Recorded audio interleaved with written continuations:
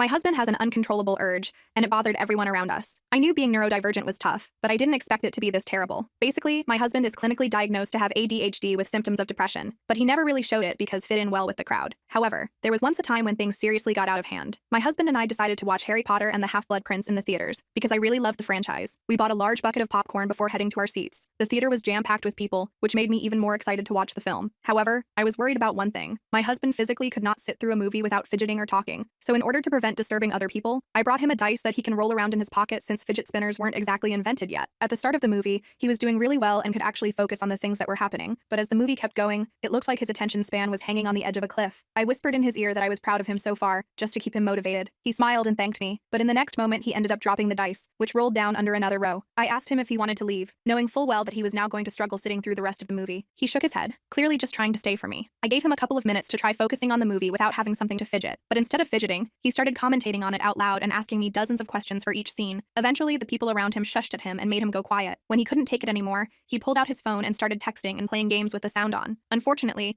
the screen was incredibly bright in the darkened room, and so the people around us got annoyed. The man sitting directly behind us tapped on my husband's shoulder, telling him to put his phone away. When my husband refused, the man started kicking the back of our seat, trying to annoy my husband as payback. After a couple more kicks, my husband stood up, leaned over, and punched the guy's face. The guy was shocked, but got up, leaned over, and punched my husband back with more force. People around us started screaming and trying to move out of the way while the two men held each other and exchanged punches and curse words. It was the first time I had ever witnessed a fight, and I had no idea that you can actually hear the impact of punches landing. Then, a few people who had been fed up with my husband joined in and started to help beat him up and kick him around until he was lying down on the floor. The fight stopped once he was down, and everyone returned to their seats to finish watching the movie. I helped my husband up and dragged him out of the theater room. I was pretty shaken up, but the moment we were under good lighting, I stopped to check on my husband's bruises and checked for any major injuries. He balled his hands up into fists, still feeling very agitated by the entire event. A few of the staff showed up and asked what happened, and we tried to ignore them, but their pushy behavior made my husband erratic again. He threw punches at the staff while they yelled for him to calm down. I apologized profusely, and I dragged him out of the theater before they called the cops. Later that night, we talked about his suddenly aggressive behavior, and he explained that he knew better than to fight,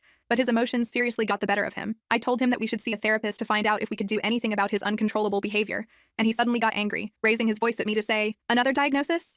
I'm tired of having problems and being the problem. I'm so tired of this life." He lifted up his arm above my head like he was about to hit me. My body started shaking involuntarily, and I closed my eyes and covered my face with my arms. He stopped moving when he saw my reaction and apologized. He got quiet and went straight to sleep. I stayed up much longer, too worried to be able to sleep. The following day, I decided to contact his therapist during my break at work to discuss the recent events. She told me not to keep him out of my sight, because his sudden mood swing and reactions meant that he was a danger to others and to himself. But when I got home, it was too late. I found him lifeless in our garage. His body was slumped down in a chair with a gun by his side. He left a note, apologizing for being problematic. I called the police and sat on the floor of the garage, unable to cry. All I wanted to do was be able to watch Harry Potter with him.